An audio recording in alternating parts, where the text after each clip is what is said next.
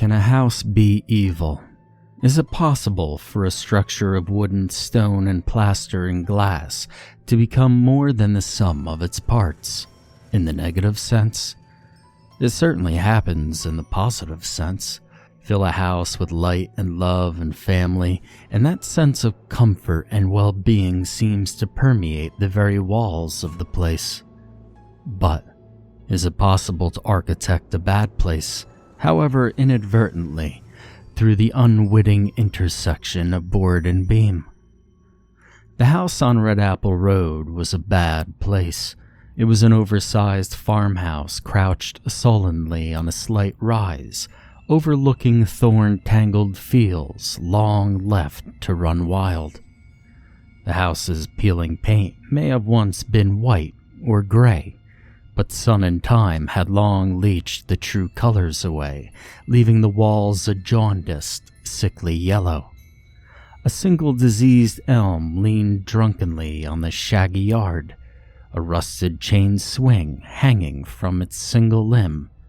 The house's windows were all intact and winked in the sunlight like they knew a secret. The rent was cheap. Bad luck and worse circumstance saw me driving a beaten-down Corolla to a nowhere town for a stay I hoped was only temporary. The house's owner, Burcell Lowry, bought the place for a steal at a bank auction. The prior owners had stopped paying the mortgage several years before and had skipped town shortly afterwards. Lowry was a distant relative, and a call from my uncle prompted Lowry to offer the house for only a couple $100 a month. I began hearing stories about the house soon after I moved in my few possessions. Lowry had a hard time keeping renters, which explained the cheap rent. Most of his tenants stayed less than 6 months, and one family only stayed for a single night before fleeing the state entirely, leaving behind their deposit and their dog. I laughed most of these stories off as small town folk trying to haze a newcomer. I'd experienced nothing in the house so far, aside from a weak water pressure and a lack of functioning air conditioning, which Lowry had remedied with the new window mount unit. I became more interested when I heard Jim's story, though. Jim was a manager at the Waffle House in town. He was a drunk, but he maintained through his drunkenness with an iron will and a genial good humor that made my night shifts as a short-order cook bearable, almost fun. My nephew died in the front yard," Jim said, drinking from his coffee mug on a slow Monday night, really Tuesday morning. "The cops said he wasn't wearing a seatbelt. Car ran off the road, hit the ditch, and threw him out the front window. They said he was dead before he hit the ground." Jim drank deeply. "The thing is, Paul wasn't the only one who died in that house's front yard. If you're from around here, you know where you are and where you're going. You know to be careful driving on Red Apple Road, and you don't use your brights when you go around the curves." Red Apple Road curved to the left around the house, and there was a deep ditch between the road and the house. According to Jim, the house's windows faced directly opposite oncoming traffic and would reflect the bright light of a car's headbeams into the driver's eyes. Every few years, some glare-blinded driver would misjudge the turn and slam into the ditch. By Jim's count, that curve had claimed over 30 lives. 30 people? Come on, Jim, you're pulling my leg. Wouldn't the state put up a guardrail or something? I asked. State's broke. County's worse off. It ain't a priority, as they say.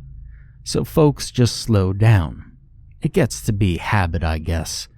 Until one night, maybe they's drank some, maybe it's raining, maybe they just not thinking on where they are, and then bam! Jim wiped smudges from the cash register. Surely Mr. Lowry would fix the windows, cover them up or something. People had tried. Jim said. "Shrubs don't grow in that yard. A family that lived there in the 80s tried putting up black tar paper over the windows right after a real bad accident. It didn't last a week. That tar paper came down, and the family quickly moved away." "Wow, no wonder why the rent's so cheap," I said. Jim laughed. "You don't know the half of it. We'll ask around town." He said no more afterwards, and commanded me to degrease some vent hoods, which I did willingly, lost in thought about my new home. When I got back to the house, it was full dawn, the sun shining over the horizon, and morning dew sparkled in the fields. The house on Red Apple Road crouched sullenly in the morning mists, seeming to be resentful of the cheery light. The bare, scrappy yard and the steep-sided embankment had new meaning, as did the scrapes on the asphalt of the road near the house. I was slightly spooked from Jim's story, so I did a quick walk through the house. Most of the rooms were bare, save for the living room, which was piled with boxes. My bedroom had a mattress on the floor and a few open boxes of clothing.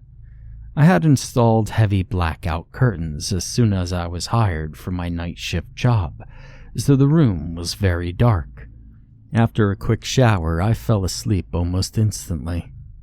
Only pieces of the dream came back to me, but it involved grasping fingers and a terrible screaming sound and flying feathers. I woke with a start, sitting bolt upright in bed, sweat-drenched sheets twisting around me. I was disoriented at first, blinking into bright sunlight. I looked around and realized that my blackout curtains were gone. I checked my watch. Noon. I had been asleep for only 4 hours before the dream. I got out of bed and walked to one of the windows, thinking the curtains had simply come loose from the wall and fallen onto the floor. They had not. There was no sign of them anywhere in the room. I checked the bedroom door and found it the way I had left it. Locked. I unlocked the bedroom door and walked out into the rest of the house. The front and back doors were both deadbolted from the inside, and in the kitchen, every cabinet door and every drawer stood open, and their contents were strewn across the floor. By this point, I was pissed. I called my landlord. "Mr. Lowry, I don't appreciate practical jokes. If this is the way you make up for cheap rent, fine, but don't mess with my sleep." "I don't know what you're talking about, son," said Lowry. "Well, I'm talking about how you or one of your friends took the curtains off my windows while I was asleep and messed up my kitchen," I yelled. "I've been at a doctor's appointment all morning. Just calm down, I'll be there in a half an hour and, well, I'll reimburse you for any damages." By this point, there was no way I could sleep, so after cleaning up the kitchen, I started unpacking. Half an hour later, Brucell Lowry rapped on the screen door.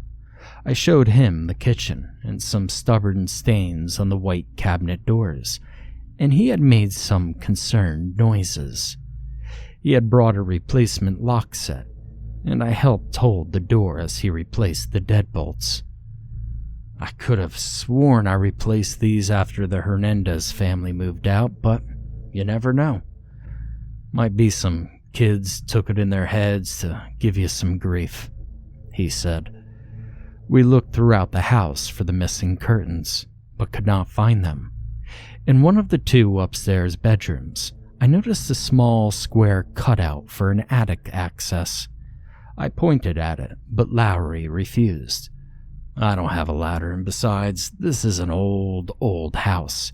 I fumigate the house between tenants, but you can never get rid of all the spiders in old attics like this. If someone took your curtains and put them up there, you don't want them back." I found a roll of aluminum foil in a box in the kitchen, and Lowry helped me tape the foil to the 2 windows in my bedroom. He left shortly afterwards, and I collapsed into bed, hoping for a few more hours of uninterrupted sleep before my shift. I woke to the sounds of screaming and for a moment wondered who was making the noise until I realized it was me. I couldn't recall the dream, only that it was bad. A bright light filled the bedroom, casting my shadow hugely on the wall. I turned and realized that the foil was gone from both windows. The light was from a car on Red Apple Road, going around the curve. I sighed, got out of bed, and dressed for work. The next morning after work, I walked down Red Apple Road, away from the house, and then I walked back. I could clearly see the deep scratches on the asphalt, and how they aligned with the punched-out gouges on the embankment. The house continued to taunt me in small ways over the course of the next few days. Lights that I knew I had turned off were on when I came home. Boxes were moved or knocked over. I was greeted at the door by the smell of baking cookies one morning and found the oven on, set to bake. There were no cookies, though. The house developed a gradual sense of wrongness that existed more at the corner of my eye than straight ahead. When passing doorways into other rooms, those rooms would seem, from a casual glance, to be much larger and to contain more furniture or other things. The stairway in the front hallway did not exist, yet I could feel it behind me as I walked out the front door every night, stretching up to the second floor that wasn't there, and down to a basement that never was. I could hear the echoes of my footsteps against the hardwood steps and feel the draft from the basement, but only when I had forgotten to firmly believe that the house only had a single floor. On my day off, I went shopping at the town's small supermarket, which was a filthy piggly wiggly that had seen better days. At the checkout counter, the red-haired, morbidly obese woman fluttered her canary yellow eyelids at me. "So how's living in the haunted house?" she asked. I looked at her. "Well, everybody knows it's haunted. That place has been bad luck for as long as anyone remembers. I bet that old guy Larry didn't tell you what happened to the last people, did he?" She lowered her voice to a conspiratorial whisper, piggy little eyes gleaming under the fluorescence. "The father went crazy. Like in that movie with the hotel? Killed all the kids, except for the one that was with the mother. He died in jail, and she's out of state. You know what's the worst, though? They never found the bodies of those kids. He said the house took them. The cops dug up all the fields around there, had dogs out and all, but they never did find those poor babies." I swallowed and grabbed my bag of groceries. "Well, thanks for the info." "Well, no problem, honey, and don't let me make you nervous. It's just small-town gossip. There ain't no such thing as ghosts." The late evening sun reflected like blood or fire in the house's windows when I returned. I put my groceries away in the kitchen and put my other purchases in the bedroom, in front of the windows. I walked through the rest of the rooms of the house, holding a battered old flashlight like a club. The grocery store lady's story had spooked me more than I cared to admit. After finding no ghosts in the closets or demons in the bathroom, I gave myself a mental shake and went to the living room to read. After so many night shift evenings, I knew I would be awake for a long time. The loud cracking sound jolted me awake, heart hammering in my chest. I looked around the room, unsure of where I was. I realized I had fallen asleep in my chair. My book was on the floor, and I decided that it had woken me when it fell. I laughed to myself, shook my head, and stood up to stretch. Mid-stretch, I heard an answering laugh from upstairs. I looked up, and my heart began to race again. Footsteps from above. I grabbed the long metal flashlight from beside my chair and cautiously stepped into the foyer. I pushed the button for the hall light and tightened my grip on the flashlight. more shuffling from upstairs, and a tittering, wheezing laugh. I stood at the bottom of the stairs and tried to see through the darkness at the top. I placed my foot on the first step, and another crack reverberated through the house. I glanced behind me to the front door and saw a light dusting a plaster falling from the ceiling in front of it. I climbed the stairs, riser after riser of old wood so brown as to be nearly black. The upstairs hallway was short and thankfully empty.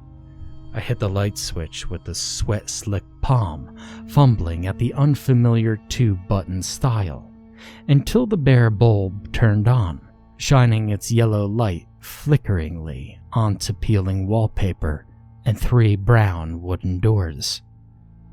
I yanked open the door closest to me, across from the stairwell, to find a shallow linen closet stuffed with old quilts and blankets.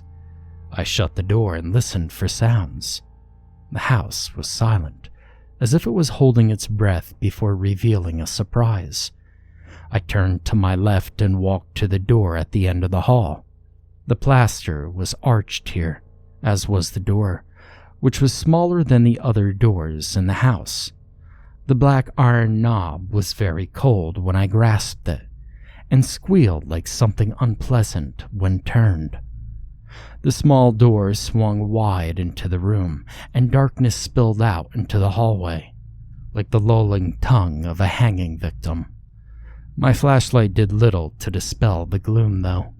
I walked a step forward, and another, and as I crossed the threshold of the little doorway, I noticed 2 lighter spots in the murk, 2 spots that disappeared and reappeared.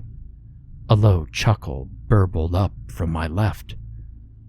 "Welcome, stranger," said a high-pitched, childlike voice. "You're in time for dinner." A dim red light began to filter into the room, revealing a scene from a charnel house. The walls and floors were caked and coated with gore, dripping in clots that gleamed black in the strange light. A rough wooden table dominated the center of the room, cluttered with the rotting ruins of a cannibal feast, limbs and entrails draped in disarray across the blood-drenched wood. Crouched at one end of the table, hunched a nude, haggard man, gray-black hair greasy and limp against his pocketed and disfigured flesh. His jagged teeth bit and gnashed as he cracked a small, delicate bone and sucked at the marrow. He rolled flat and somehow fish-like yellow eyes at me. "That's my papa," the voice said. "Not my real papa. My real papa's dead. It's okay." I looked to the left, and I saw her. The girl was small, with unhealthy white skin and black hair that glinted redly in the light. She could have passed for 10 or 12, save for her eyes. Her eyes were nothing human, gaping black bottomless wounds in their small, delicate face. 2 holes gouged through the skin of the world. My new papa raised me himself from when I was a little baby. He raised me to be a queen. She had been slowly creeping towards me as she spoke, one stuttering step after another, as if she was unfamiliar with something so mundane as walking. "They are coming. This is their place. You can join us. You can be with us to welcome them." Another step. "This is the between. They come from outside. They were here before. They want in." Her foot came down on a small bone, and as it snapped, I realized she was right in front of me, so close that I could smell the reek of corpse flesh from her breath. I could see the rags of it in her teeth, and then I suddenly realized there was no second floor. There had never been a second floor. I ran, turned, and ran, pounding down the hallway that was far longer than before, far too long, down a flight of stairs that had 2 more turns and 2 more landings than it had when I climbed them, feeling her small, childish hands grasping at the nape of my neck. I hit the front door with full force, knowing it would be stuck firm but hoping, and it burst open wide, sagging from one hinge. I continued running until I reached the car. I flung the door open and jumped in. I slammed the door shut, locked it, and glanced at the back seat. There was nothing. With a deep sense of dread, I slowly lifted my gaze to the house. The single-story structure stood black and silent, its front door hanging askew from broken hinges. I passed a shaking hand through my sweat-slicked hair, and for a moment my view doubled, and I saw a different house, one with a second and a third floor, one with a shadow in front of an upstairs window. I revved the little car's engine and drove away from the house as fast as the car would go. The car idled in a church parking lot a few miles away. I pulled out the cell phone I had stashed in the center console and dialed the one number that I had programmed in it. It rang the other prepaid cell phone I had bought weeks ago. I rubbed my face, feeling the slightly raised skin of the long-healed scars that had been itching and throbbing for the weeks that I stayed in that house. I believe you. I'll do it. I pulled the SIM card out of the phone, snapped it in half, and threw the pieces out of the window. I cracked a rib or two when I bounced off an old wooden fence post. I had to guide the car far enough off the road to avoid the embankment, but close enough to hit the window's dead center. That meant being inside a burning car for far longer than I was comfortable with. I'd thrown several liquor bottles around the front of the car and wedged the accelerator with a brick and some rope. Just in case, I wore a BMX off-roading jacket and an old motorcycle helmet. At the last moment, I lit the rag protruding from the small jug of kerosene I had belted into the driver's seat. The car hit the side of the house with a satisfying crunch, shattering those hateful, murderous windows and rupturing the cans of kerosene I had stored in the bedroom. I lay on my undamaged side in the field, wheezing into the silence for a few moments. Then, with a sound like a shocked inhalation, there was a huff and a whoomph, and the fuel caught. Within moments, the side of the house was in flames, and in a half an hour, the place was a funeral pyre. I watched it burn from a slight distance away, under the boughs of an old oak that was older than the state in which it stood.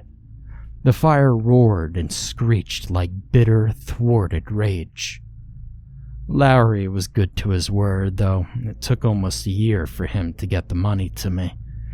When his insurance company finally settled, he made quite a profit. I promised him I would put the money to good use. There's always something else out there, waiting to be put down.